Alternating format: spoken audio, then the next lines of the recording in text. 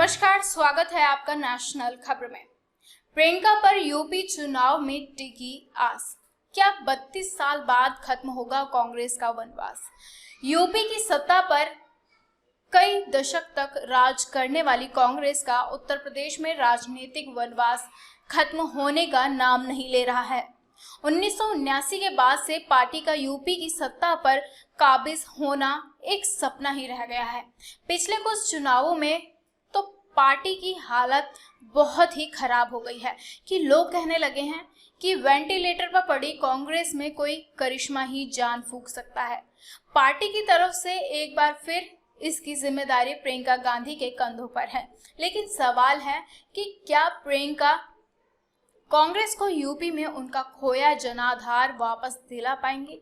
क्या प्रियंका यूपी में कांग्रेस की डूबती नैया को पार लगा पाएंगे? यूपी विधानसभा चुनाव के लिए कांग्रेस ने भी कमर कस ली है।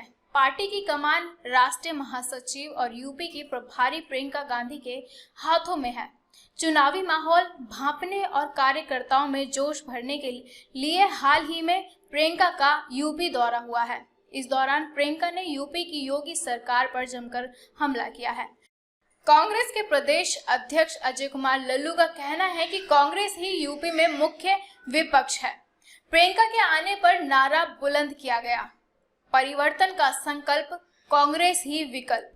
कांग्रेस ने अगस्त तक प्रदेश की 200 से ज्यादा सीटों पर उम्मीदवारों की लिस्ट फाइनल करने का टारगेट रखा है। प्रियंका गांधी ने यूपी के तकरीबन 50 नेता को खुद फोन करके चुनाव लड़ने के लिए हरी झंडी दी है। तो क्या एकला चलो की बात करने वाली कांग्रेस यूपी में फिर से गठबंधन की कवायद कर रही है? प्रियंका गांधी ने हाल ही में एक सवाल के जवाब में कहा है कि गठबंधन के विकल्प खुले हैं। हमारा मकसद बीजेपी को यूपी में हराना है, बाकी पार्टियों को भी इस दिशा में सोचना चाहिए। लेकिन सवाल है कि जिस पार्टी की नैया डूब रही हो उस पर कोई दल क्यों सवार होना चाहेगा? यूपी चुनाव में कुछ ही महीने का वक्त बचा है और कांग्रेस के लिए यूपी में एक कड़वी हकीकत ये है कि बड़े शहरों में कुछ कार्यकर्ता पार्टी का हरा झंडा उठाते दिख जाएंगे। छोटे शहरों और कस्बों में तो पार्टी का नाम लेने वाला ही नहीं बचा है। वहीं बीजेपी ने चुनाव जीतने के ट्रेंड को काफी हद तक बदल दिया है।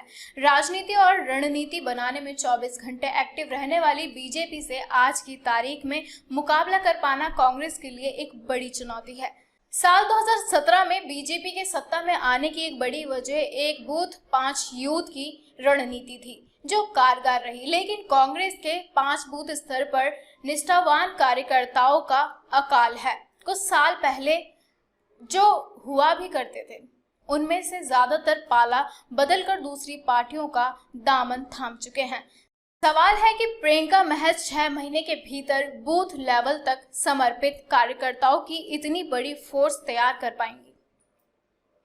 कुल मिलाकर आज की तारीख में कांग्रेस के लिए यूपी की जंग जीतना आसमान से तारे तोड़ लाने जैसा दिख रहा है। अब देखना है 32 साल से सत्ता से बाहर कांग्रेस के लिए प्रियंका गांधी इस बार क्या करिश्मा कर पाती हैं। तो जुड़े रहिए आप हमारे साथ इसकी अगली अपडेट जानने के लिए। धन्यवाद।